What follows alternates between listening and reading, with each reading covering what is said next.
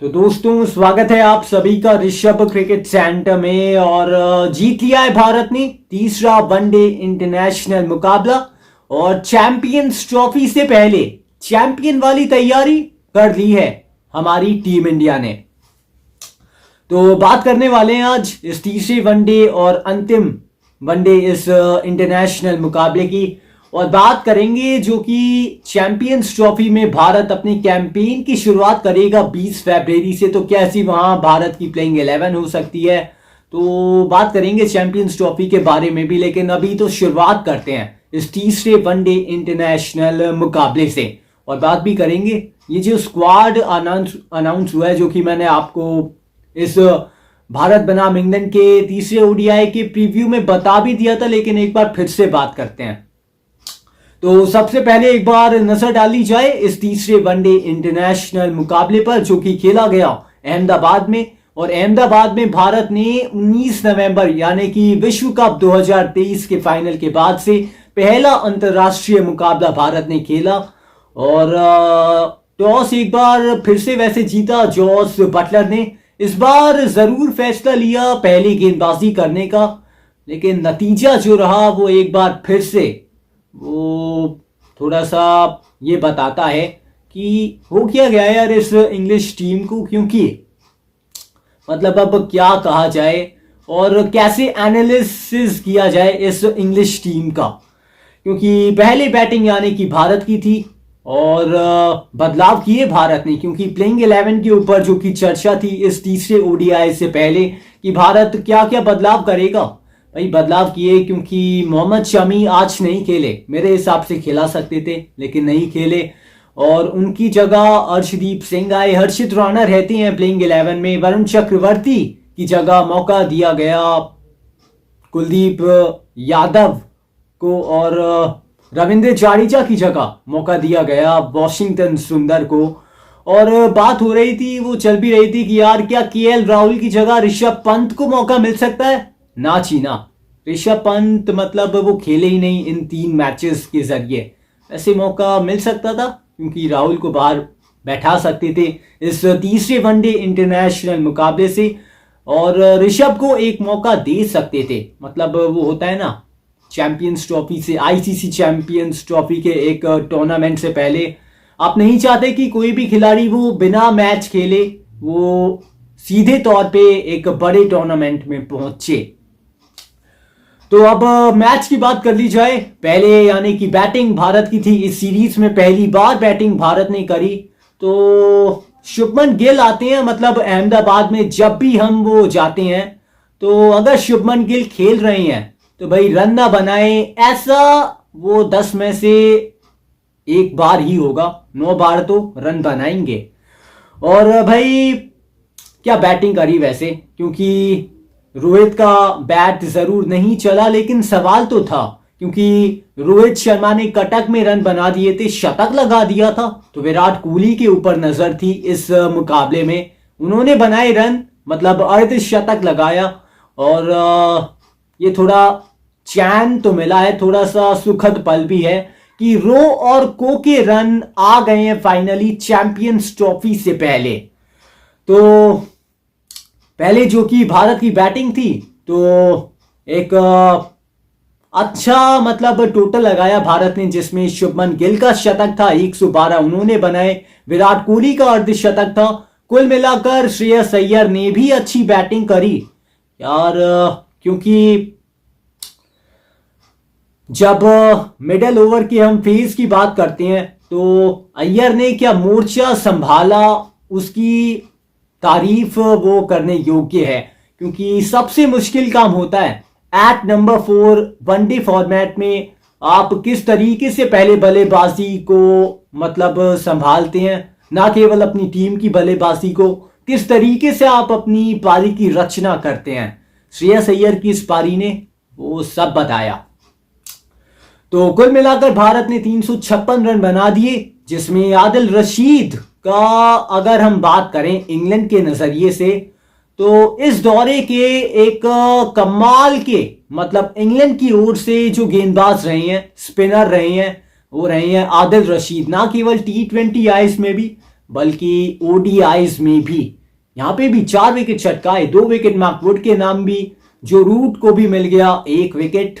और जब चेज करने की बारी आई इंग्लिश टीम की, तो भाई फिर से वही आत्मसमर्पण। अब क्या तो एनालिसिस किया जाए और क्या किया जाए इस इंग्लिश टीम का, और क्या ही बताया जाए, क्योंकि शुरुआत एक बार फिर से मिली थी इंग्लैंड के मतलब सलामी बल्लेबाजों ने एक बार फिर से वही शुरुआत दी थी।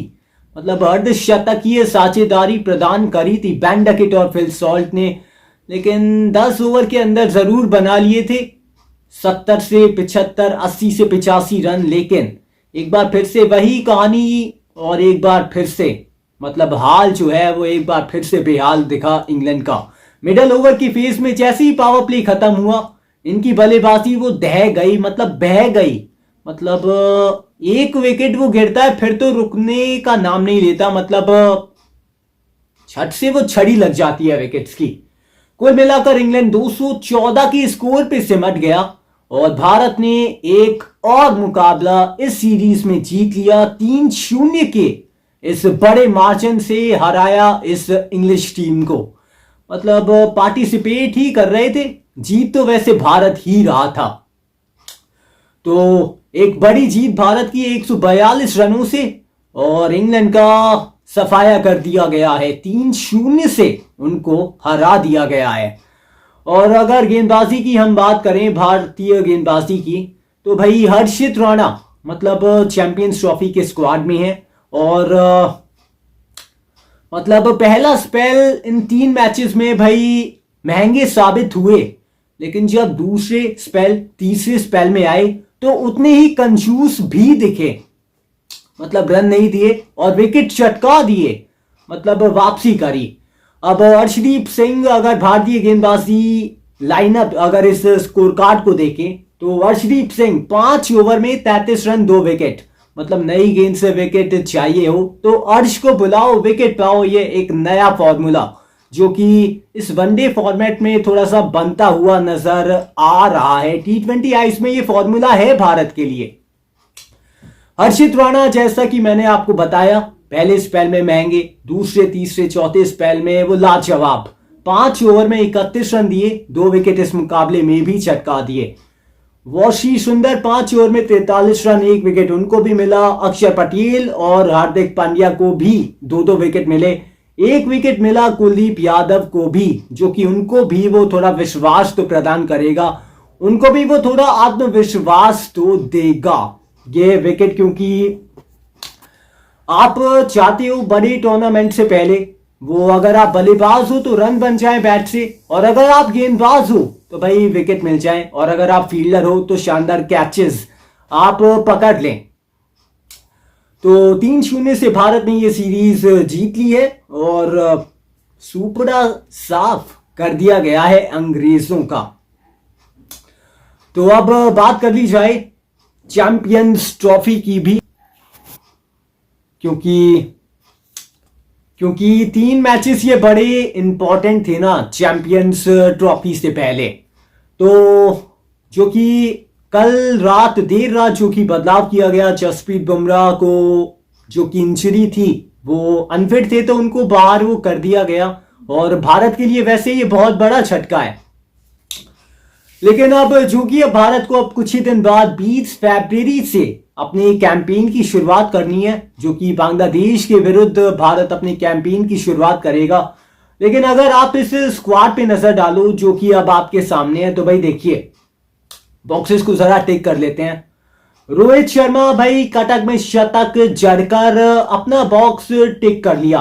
उपकप्तान Shubman Gill player of the series ना केवल इस श्रृंखला में थे, बल्कि शतक जड़ा इस आखिरी वनडे इंटरनेशनल मुकाबले में भी, और विराट कोहली के बैट से भी अर्धशतक निकला। श्रेयस अय्यर, क्या बात है। मतलब वनडे फॉर्मेट में इनका अगर आप ऑन दी पेपर अगर पन्ने पलटोगे तो शानदार रिकॉर्ड। इस मुकाबले में भी रन बनाए और नागपुर में भी वो नचाया था इंग्लैंड को अपनी बल्लेबाजी वाली धुन पे।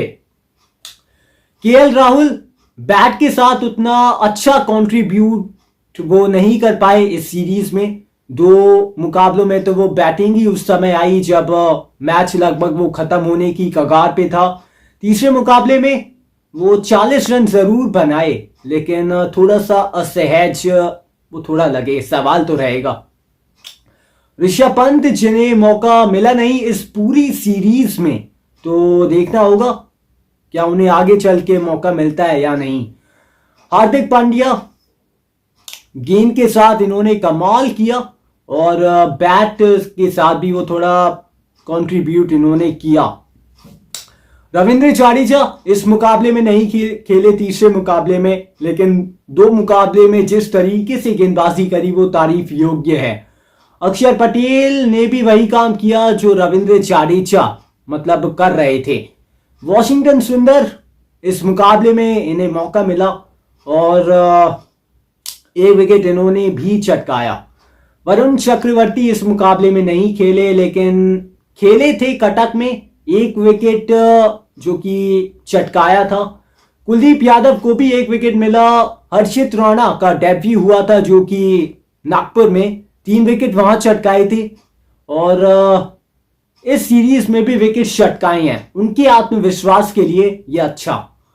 और अगर बात की जाए मोहम्मद शमी की, तो अच्छी लय नागपुर में नजर आए थे, अच्छी गेंदबाजी करी थी नागपुर में, लेकिन कटक में थोड़ा सा वो हो जाता है ना, कई बार वो थोड़ा सा गेंद आप कुछ ट्राई करने के लिए चाहते हो तो वो रन चले जाते हैं।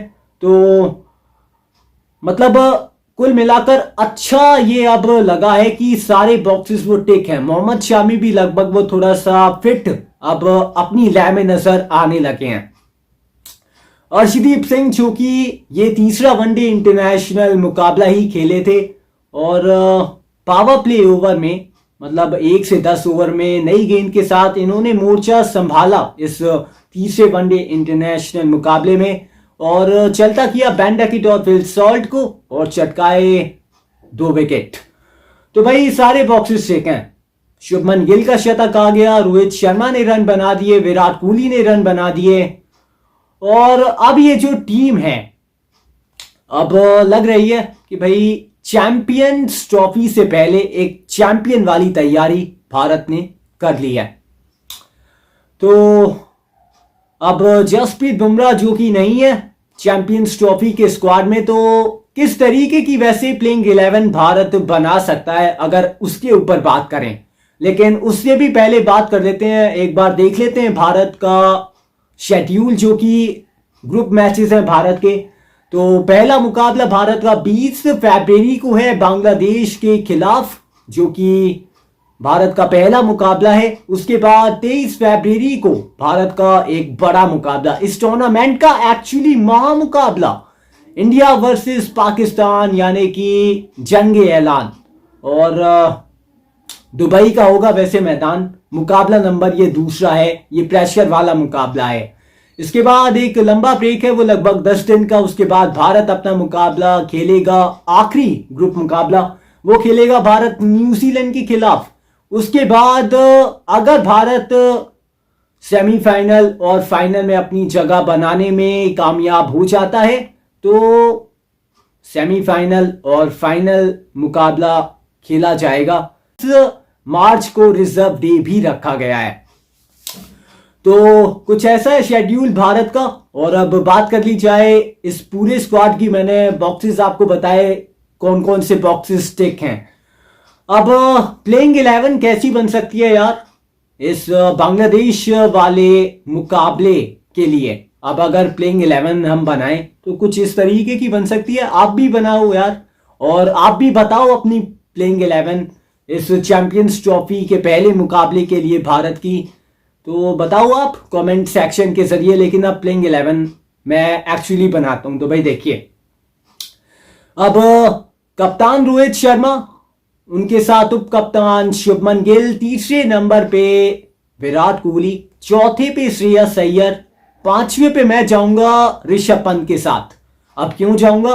क्योंकि भाई गेम चेंजर हैं और एक्स फैक्टर हैं। और तीसरा बात ये लेफ्ट हैंडेड भी हैं। और छठे पे अगर हम बात करें तो बिल्कुल यार अब सबके मन में सवाल तो होगा, क्योंकि अब छठे नंबर पे बिल्कुल आप हार्दिक पांड्या को देख रहे हो, 7वें नंबर पे आप रविंद्र जाडेजा को देख रहे हो, 8वें पे अक्षर पटेल। अब 9वें पे अगर मैं बात करूं तो मैं चाहूंगा भाई हर्षित राणा के साथ, और 10वें पे अगर हम बात करें तो अब अर्शदीप सिंह हो गए, और 11वें पे अब 3 स्पिनर्स एक्चुअली, क्योंकि रविंद्र जाडेजा हो गए, अक्षर पटेल हो गए और कुलदीप यादव हो गए। तो वरुण को मैं पहले मुकाबले में वैसे मौका नहीं देना चाहूंगा, लेकिन कुलदीप यादव की जगह बननी तो चाहिए। वो अगर यार हम बना तो रहे हैं अपनी प्लेइंग 11 में, लेकिन एक्चुअली क्या है, हमारी प्लेइंग 11 बनाने से उस मुकाबले की प्लेइंग 11 नहीं बनने वाली, क्योंकि टीम मैनेजमेंट क्या सोच रही है वो तो उनकी सोच के ऊपर निर्भर करता है। नहीं तो कुछ ऐसी ही होनी चाहिए प्लेइंग 11 भारत की चैंपियंस ट्रॉफी के पहले मुकाबले के लिए। आपकी क्या है प्लेइंग 11, आप बता दो कमेंट सेक्शन के जरिए। तो भाई मजा तो आने वाला है, क्योंकि 3-0 से हरा दिया है इंग्लैंड को, सुपड़ा साफ उनका कर दिया है। और अब भारत अपने कैंपेन की शुरुआत करने वाला है बांग्लादेश के खिलाफ। तो ज्यादा दिन नहीं है, अब से 1 हफ्ते का समय बाकी है, उसके बाद चैंपियंस ट्रॉफी का टूर्नामेंट शुरू हो जाएगा। 19 फरवरी से शुरू होगा ये टूर्नामेंट, जो कि हाइब्रिड मॉडल में ये टूर्नामेंट है। भारत अपने मैचेस दुबई में खेल रहा है, उसके अलावा जो ये पूरा टूर्नामेंट है वो पाकिस्तान में आयोजित किया जा रहा है। तो होपफुली जैसा प्रदर्शन हमने एक्सपेक्ट किया था इस टीम से इन 3 मैचेस के लिए, वो प्रदर्शन तो आ गया है।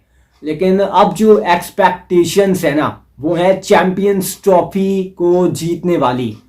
अब 12 साल के सूखे को भी खत्म करना है और लगातार दूसरा आईसीसी वाला खिताब भी जीतना है। अब बुमराह की जगह कौन वैसे भरेगा, और दुबई में किस तरीके का भारत खेल खेलेगा, और देखना होगा वैसे अब कि चैंपियंस ट्रॉफी में किस तरीके का प्रदर्शन रहता है। नहीं तो अगर आप ऑन दी पेपर ये टीम रखोगे, अब 2 ग्रुप हैं, जो कि अगर पहले ग्रुप की बात करें, अब पहले तो ग्रुप की बात कर लेते हैं। ग्रुप ए आपके सामने, जिसमें भारत है, जिसमें पाकिस्तान है, जिसमें है न्यूजीलैंड और बांग्लादेश। दूसरा ग्रुप है जिसमें ऑस्ट्रेलिया है, जिसमें इंग्लैंड है, जिसमें साउथ अफ्रीका है और उसमें है अफगानिस्तान भी। तो ग्रुप तो भाई सॉलिड ग्रुप आप बी कहोगे वैसे, लेकिन ग्रुप ए भी वो ठीक ठाक है, क्योंकि पाकिस्तान है, न्यूजीलैंड है, भारत है। लेकिन बांग्लादेश के जो दिग्गज सितारे हैं वो अभी गर्दिश में हैं, मतलब दिग्गजों को तो जगह ही नहीं दी गई उनके स्क्वाड में। तो मैं बात कर रहा था ऑन दी पेपर अगर आप टीम रखोगे तो इन सभी जो 7 टीमें इस टूर्नामेंट में भाग ले रही हैं, उनसे सबसे सफल और सबसे अनुकूल टीम वो आपको टीम इंडिया नजर आएगी, क्योंकि 5 स्पिनर्स हैं। अब 2 पेसर्स तो खिलाओगे ना, अब तीसरा आप हार्दिक पांड्या का विकल्प आप वो तेज गेंदबाजी वाली सूची में रखोगे। अब 5 स्पिनर्स हैं, और मैं मानता हूं जो एक्स फैक्टर हो सकते हैं, ऋषभ पंत, गेंदबाजी की अगर बात करूं मैं, अक्षर पटेल, कुलदीप यादव, वरुण चक्रवर्ती में भी खेलेंगे, और वैसे देखना होगा, लेकिन कुलदीप यादव, रविंद्र जाडेजा और अक्षर पटेल ये भाई एक्स फैक्टर होंगे, ये गेम चेंजर होंगे। और हर्षित राणा को किस तरीके से भारत यूज करेगा वो भी बड़ा दिलचस्प होगा। अर्शदीप सिंह किस तरीके से पावर प्ले में गेंदबाजी करेंगे वो बहुत महत्वपूर्ण होगा। और बैटिंग तो वैसे सॉलिड है, क्योंकि फॉर्म वो वापस आ चुका है, रोहित का, विराट कोहली का, शुभमन गिल का, श्रेयस अय्यर का। ओए होए होए, अब भारत तैयार है चैंपियंस ट्रॉफी के लिए। तो बस आज के लिए और अभी के लिए हमारी इस वीडियो में दोस्तों इतना ही है। अब अनफॉर्चुनेटली यार मैं ये चैंपियंस ट्रॉफी नहीं कर पा रहा हूं, लेकिन अब आपसे जो हमारी अगली मुलाकात होने वाली है वो होने वाली है अब सीधा 11 मार्च को अनफॉर्चुनेटली थोड़ा चैंपियंस ट्रॉफी मैं ये नहीं कर पाऊंगा, लेकिन चैंपियंस ट्रॉफी का जो रिव्यू है वो आपके लिए आएगा 11 मार्च को। तो होपफुली दरख्वास्त रहेगी आपसे, थोड़ा सा गुजारिश रहेगी कि दोस्तों आप जुड़े रहिए, बने रहिए। 11 मार्च को अगली मुलाकात होगी। तब तक के लिए take care and goodbye. और आईपीएल का जो त्योहार है वो यार हमारे साथ ही आपको मनाना है। तो आईपीएल के दौरान चुनूंगा और फिर क्रिकेट का त्योहार जो कि भारत में मनाया जाता है, जो कि आईपीएल एक यादगार मतलब क्रिकेट महोत्सव होता है, तो साथ मनाएंगे।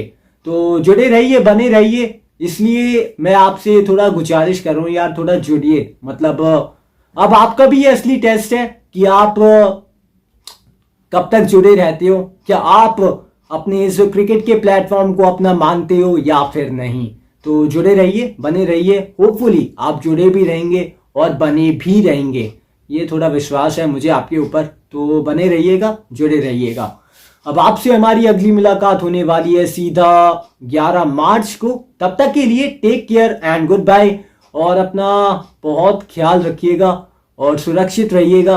तो अगली मुलाकात 11 मार्च को होने वाली है। तब तक के लिए take care and good bye.